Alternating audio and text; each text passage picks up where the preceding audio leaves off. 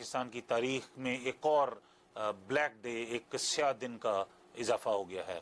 مولانا سمیع الحق صاحب، ان کو آج بڑی بے رحمی سے ان کے گھر میں راولپنڈی میں شہید کر دیا گیا۔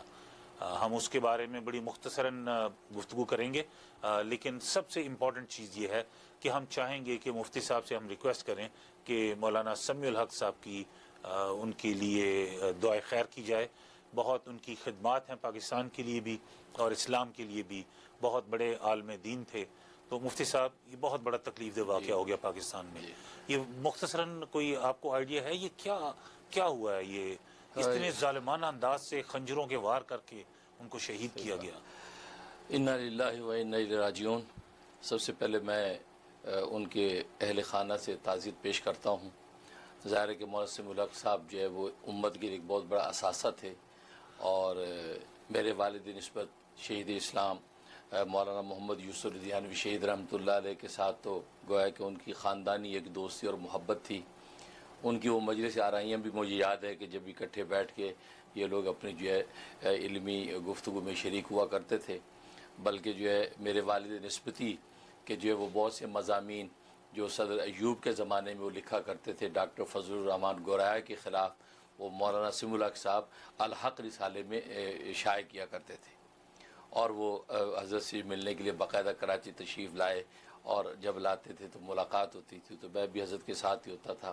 مولانا سمیع الحق صاحب کی شفیقانہ انداز، ان کا بڑا محبوبانہ سٹائل تھا۔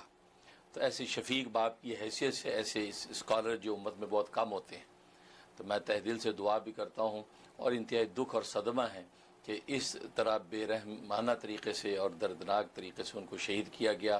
ان کے تو بڑے درجات اللہ کے ہاں ہوئے، اور انہوں نے ایک بہت اچھی زندگی گزاری اور اعلاء کلمت اللہ کے لیے انہوں نے کام کیا۔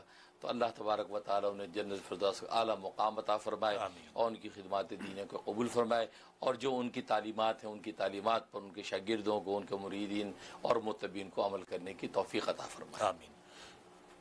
خواتین و حضرات، میں یہ بھی یہاں پہ آپ کے ساتھ شیئر کرتا چلوں، چند دن پہلے انہوں نے ایک ٹی وی انٹرویو میں بڑی کھل کے یہ بات کی وضاحت کی کہ ایک اسلامی مملکت میں جو غیر مسلم ہوتے ہیں، جو مائنارٹیز ہوتی ہیں، ریلیجس مائنارٹیز، ان کے کیا حقوق ہیں۔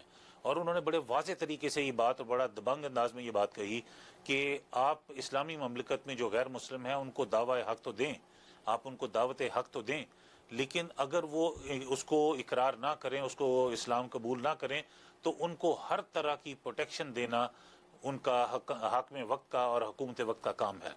تو ان کے ساتھ زیادتی کرنا، ظلم کرنا، کسی بھی طرح ان کو پریشان کرنا یہ جائز نہیں ہے۔ تو شاید خدا بہتر جانتا ہے کہ کیا وجہ ہے، کچھ لوگوں کو شاید یہ باتیں ان کی اتنا کھل کے مائنارٹیز کے حق میں بات کرنا شاید پسند نہیں آیا۔ تو اللہ تعالیٰ، جیسا مفتی صاحب نے بھی دعا کی، ہم بھی دعا کرتے ہیں، آپ سب بھی دعا کیجئے کہ اللہ تعالیٰ ان کے درجات بلند کرے اور ان کے جو اہل خانہ ہیں ان کو صبر عطا فرمائے۔